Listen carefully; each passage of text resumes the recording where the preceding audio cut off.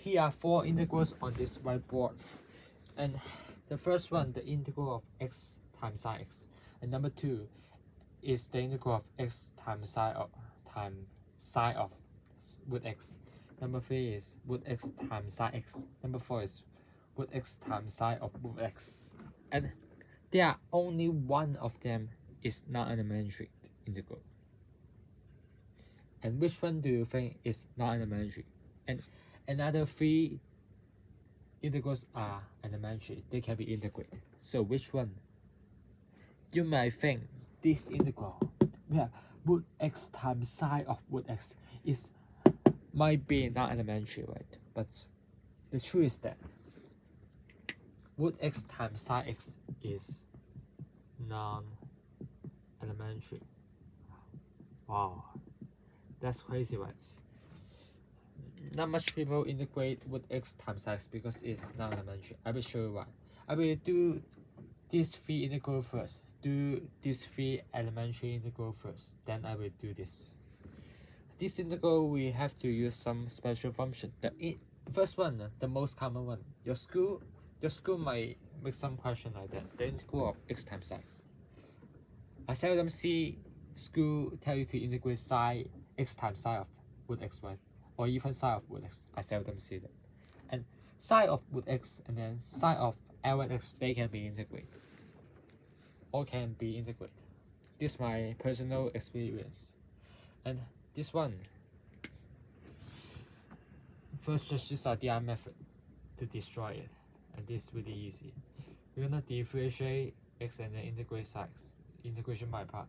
Keep differentiating x, you get 1, and then keep 0. Whenever you see 0 is in the D column of the DI method, just stop.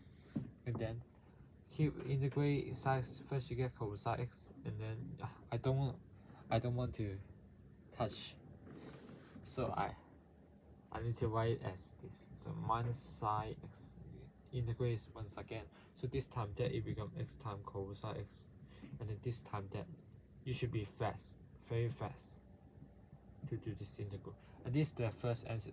And 0 times this integral is just 0, so never mind. That's why we need to stop when 0 is appeared in the D column of the DI method. So this is the first part of the first question of the integral.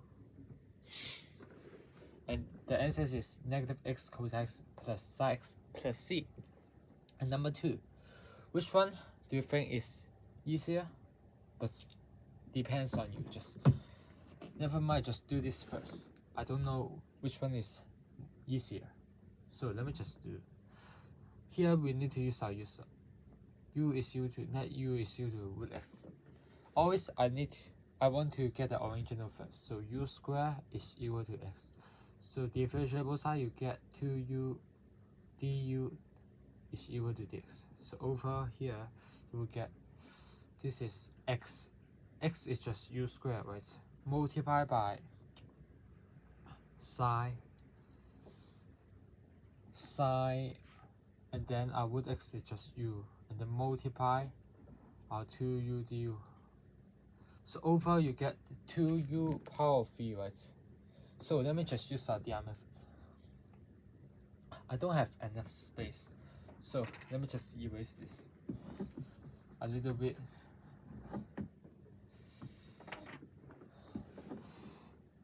This du is ugly. Du 2u du is equal to dx, like that. So we're gonna differentiate u squared, 2u power of 3. This is tough. Sine u. Differentiate this, you get 6u squared. Once again, you get 12u. Differentiate it once again, you get 12. You get 0, just stop. Over cosine u, negative sine u, cosine u, positive sine u, like that. Over this time that it becomes negative 2u power 3 cosine u, and then negative become positive, plus 6u squared sine u, and then plus 12 u cosine u with a minus 12 sine u. Just stop. But we need to get in our x world. Get into our x world. So u power of 3 with 3 on both sides, and the power of 3 you can just put a 3 inside the square root. So this -2 square root of x power of 3. Wow, this is crazy enough. And then cosine with x. Let me just use the I method. DI table. That method. With 3 cosine of square root of x, and then plus 6. U squared is just x, and then sine root x, like that. And then plus 12. U is just root x. This is kinda difficult. And then time cosine of root x, like that. And then finally minus 12 sine root x plus c, and that's it.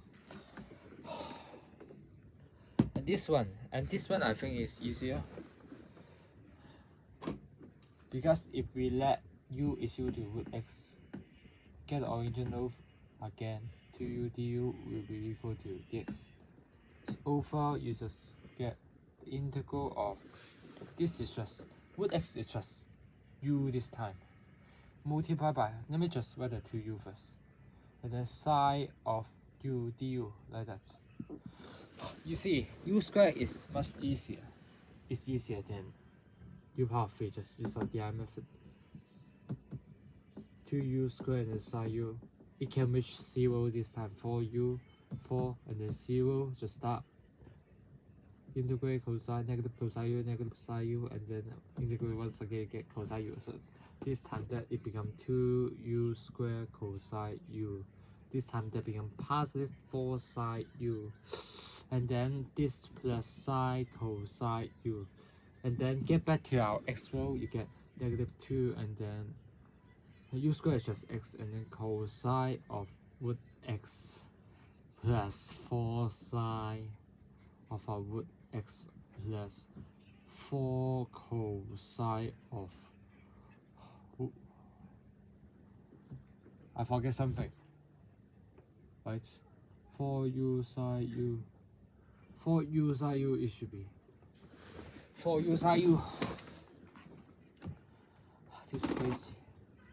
I make some mistake here, so sorry. That our u is just root x plus 4 root x.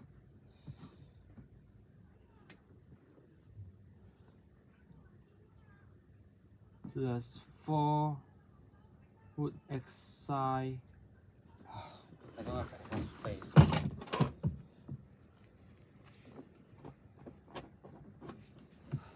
4 root x sine root x plus 4 cosine of our cosine u is just our root x once again, plus c, and that's our answers. The final one. Now an elementary integral. Do it once again. Let u is equal to that. U squared is equal to x. 2u du is equal to dx. This time you get root x is just equal to u, and then multiply by 2u, and then sine. This time x is equal to u squared. This is kind of tough. Here we're gonna use our DI method here. You see, sine of u squared, differentiate u squared, you just get 2u, so you can use our u sub here. So let me use our DI method. We're gonna differentiate u and then integrate 2u sine of u squared, and do this in our head. Let w is equal to u squared, dw will be equal to 2u du, right? So overall you get sine w, you get negative cosine w. So negative cosine of u squared, and then differentiate u, you get 1. So overall this time that is the first part of the answers. So negative u cosine of u square, negative. It should be negative here, but okay. Let me just erase the u cosine. It's u to sorry, and negative u cosine u square, and then negative become positive plus the integral of cosine of u square dy. And this integral just now I mentioned, you see this part one cosine of u square. So over you get negative u cosine of u square, and this one is the Fresnel-C integral. You can check my other video, and this is square root of pi over 2, and the 2 is inside the square root.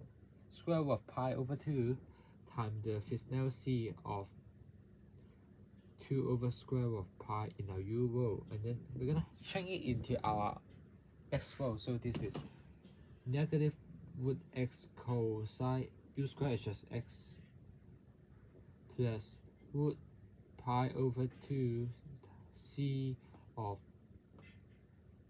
it doesn't really matter what the c is small, I think, times c of root 2 over pi multiplied by u. U is just root x. Yes, and that's our answers. Ooh.